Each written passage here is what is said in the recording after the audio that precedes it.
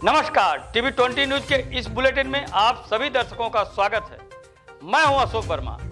देश व प्रदेश की तमाम खबरें देखने के लिए बने रहिए हमारे साथ। अब नजर डालते हैं खबरों की तरफ। खबर रामपुर से है, जहां शनिवार को पूर्व निर्धारित कार्यक्रम के अंतर्गत किसान यूनियन बैंक के बैनर तले किसान तहसील सदर परिसर में एकत्रित हुआ तथा फास्फेटिक उर्वरक की कालाबाजारी रोकने की मांग को प्रदर्शन करने लगे।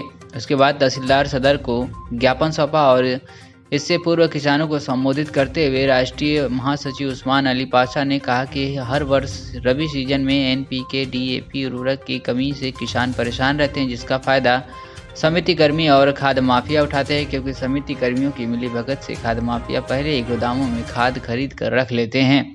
समितियों पर खाद उपलब्ध न होने की वजह से खाद माफिया प्रति बोरा 100 से 200 रुपये अधिक वसूलते हैं। इतना ही नहीं, इस समय नकली खाद का धंधा भी जोरों शोरों पर चल रहा है। और क्या कुछ कहा किसान यूनियन नेता ने, सुनी। मेरा नाम उस्मान अली पाशा है। मैं राष्ट्रीय महासचिव हूँ किसान यूनियन का।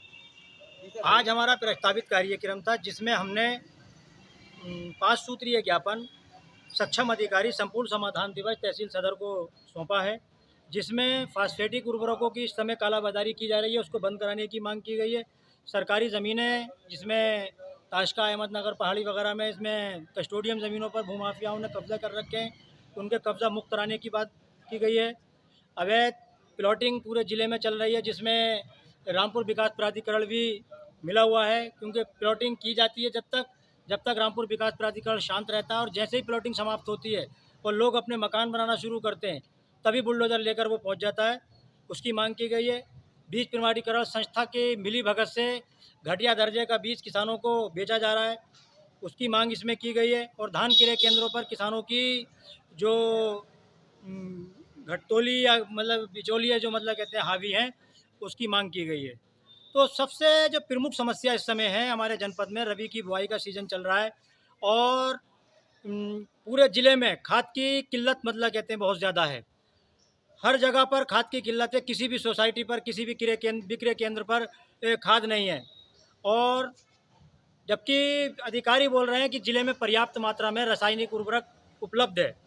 तो ऐसे में जब खाद की कालाबाजारी जब शुरू की गई है, क्योंकि सोसाइटियों पे क्या किया जा रहा है कि किसानों के हाथों बेचने के बजाय किसान खाद जो है खाद माफियाओं के हाथों में दिया जा रहा है, और वो महंगे दामों पर खाद बेच रहे हैं।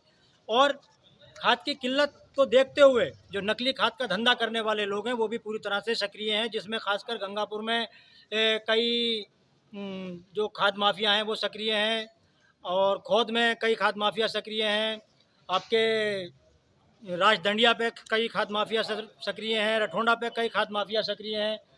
तो इस तरह से नकली खाद मतलब किसानों के हाथों बेचा जा रहा है, जिससे उनकी फसल प्रति वर्ष प्रभावित होती है।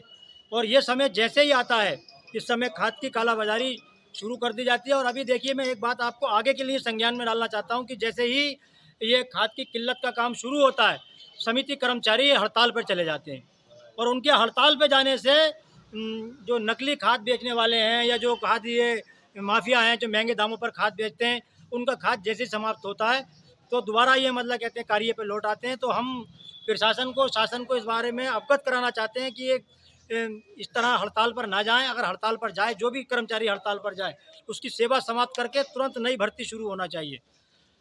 क्रय केंद्रों पर, धान क्रय केंद्रों पर बिचौलिए हावी